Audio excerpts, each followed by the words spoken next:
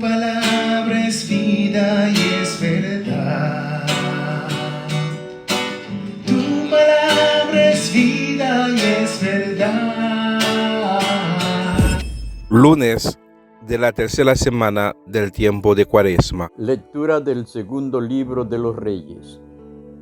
En aquellos días, Naamán, general del ejército del rey de Siria, era un hombre que gozaba de la estima y del favor de su Señor, pues por su medio había dado el Señor la victoria a Siria. Pero este gran guerrero era leproso. En una de las correrías, unas bandas de sirios había traído cautiva de Israel una jovencita que pasó al servicio de Naamán.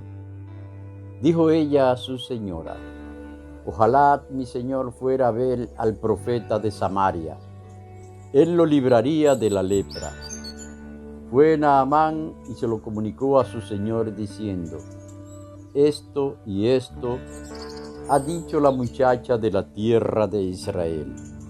Y el rey de Siria contestó: vete, que yo enviaré una carta al rey de Israel.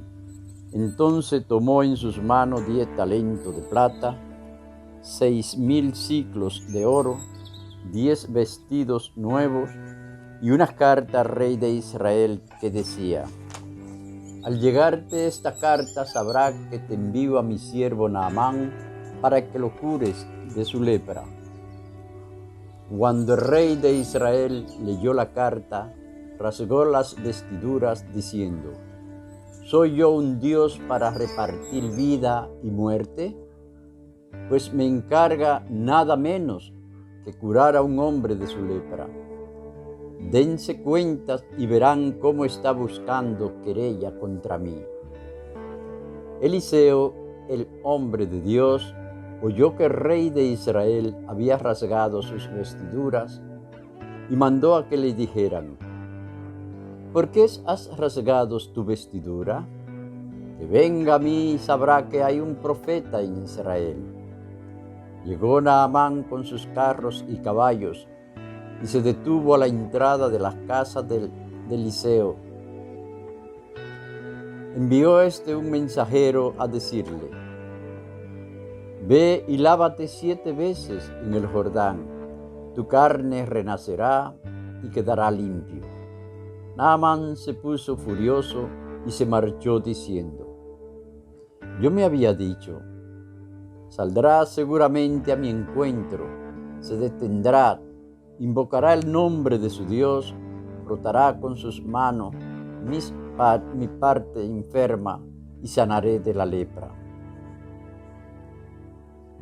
El Abanas y el Farfar, los ríos de Damasco, ¿no son mejores que todas las aguas de Israel? Podría bañarme en ello y quedar limpio. Dándose la vuelta, se marchó furioso. Sus servidores se le acercaron para decirle: Padre mío, si el profeta te hubiese mandado una cosa difícil, ¿no la habría hecho? ¿Cuánto más si te ha dicho lávate y quedará limpio? Bajó pues y se bañó en el Jordán 7 veces, conforme a las palabras del hombre de Dios, y su carne volvió a ser como la de un niño pequeño. Quedó limpio. Naamán y toda su comitiva regresaron al lugar donde se encontraba el hombre de Dios. Al llegar, se detuvo ante él, exclamando: ahora reconozco que no hay en toda la tierra otro Dios que el de Israel. Palabra de Dios. Mi alma tiene sed del Dios vivo, cuando veré el rostro de Dios. Como busca la sierva corriente de agua, así mi alma te busca a ti, Dios mío. Tiene sed de Dios, del Dios vivo. ¿Cuándo entraré a ver el rostro de Dios? Mi Mi alma tiene sed del Dios vivo, cuando ver el rostro de Dios. Envía tu luz y tu verdad, que ellas me guíen y me conduzcan hacia tu santo monte, hasta tu morada, que yo me acerque al altar de Dios, al Dios de mi alegría, que te dé gracias al son de la cítara. Dios, Dios mío. Mi alma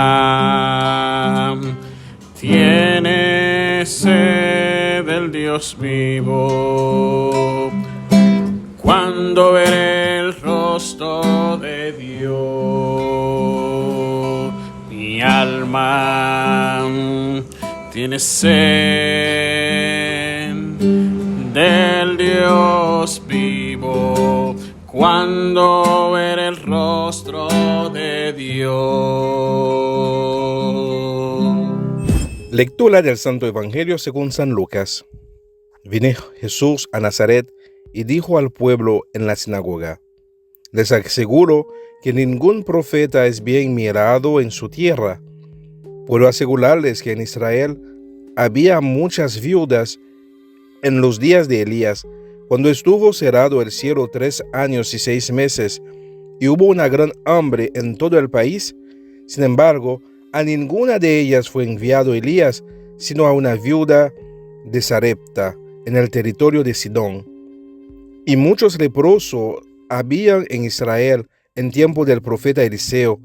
Sin embargo, ninguno de ellos fue curado, sino Naamán, el sirio. Al oír esto, todos en la sinagoga se pusieron furiosos, y levantándose, lo echaron fuera del pueblo, y lo llevaron hasta un barranco del monte, en donde se alzaba su pueblo, con intención de despeñarlo. Pero Jesús se abrió paso entre ellos y se alejaba. Palabra del Señor. Jesús está consciente de su realidad. Entendía lo que estaba pasando. Entendía también a su gente. Era consciente de la dificultad que estaba viviendo por anunciar el reino de Dios, para decir que la promesa de Dios ha llegado y que está actuando en medio de ellos. Pero el pueblo sigue teniendo un corazón difícil y duro, y la ilustración que hizo Jesús es justamente para denunciar el comportamiento de la persona, para hacerle recordar que lo que está pasando ya había sucedido. Él está haciendo saber a las personas que si el corazón sigue cerrándose, Dios seguirá actuando. Dios no obedece a los caprichos de los hombres, sobre todo cuando está animado por mala fe. El amor de Dios sigue derramando, aunque nosotros no lo aceptamos, no lo abrazamos. Por eso Jesús hizo el relato de los grandes momentos que ha pasado en la vida del pueblo. Que Dios, que ellos reclaman como su Dios, ha hecho milagros para otras personas, como Jesús lo ha mostrado en el caso de la viuda, junto con Elías, uno de los grandes profetas, uno de las grandes figuras del pueblo. Él mismo no fue aceptado bien. Y también Eliseo, que sanaba a la gente, a los leprosos, tampoco fue bien aceptado. La palabra de Dios está pronunciándose, está aclamando, se está dirigiendo a muchas personas, y hemos visto la manifestación del amor de Dios, pero todavía las personas se quedan indiferentes a la palabra, se quedan duros de oídos y de corazón, y todavía no aceptado. Pero Dios sigue obrando en aquellos que son capaces de aceptar la voluntad de Dios. Sigue obrando en la vida de las personas que son humildes, que se hacen como niños. Sigue obrando sobre las personas que se consideran como una tierra fértil, que solamente está esperando que se siembra la palabra. Si uno se queda encerrado en sí mismo, difícilmente podemos ver la grandeza de Dios. Así que, aunque nosotros tengamos el corazón cerrado, somos llamados para ser humildes Y Jesús nos enseña que nosotros como misioneros, como bautizados, no somos dueños de las cosas. Las cosas no tienen que suceder como nosotros tal vez lo esperamos, sino también como Dios quiere. Que el Señor nos ayude a acoger la palabra, que nos ayude a ser misioneros valientes, porque muchas veces estamos a borde de la muerte por culpa de otros que ya no nos quieren, porque ya estamos hablando una palabra que libera, una palabra que muchas veces confunde a las personas de mala fe, una palabra que desacomoda las personas, que denuncia las derivas. Que el Señor nos ayude a ser sinceros con nosotros mismos y con la palabra, que podamos vivir los valores y las virtudes del Evangelio, y que a pesar de las dificultades seamos cristianos auténticos. Que el Señor les bendiga y les acompañe en este día, en el nombre del Padre, del Hijo y del Espíritu Santo. Amén. Tu palabra es vida y es verdad. Tu palabra es vida y es verdad. Tu palabra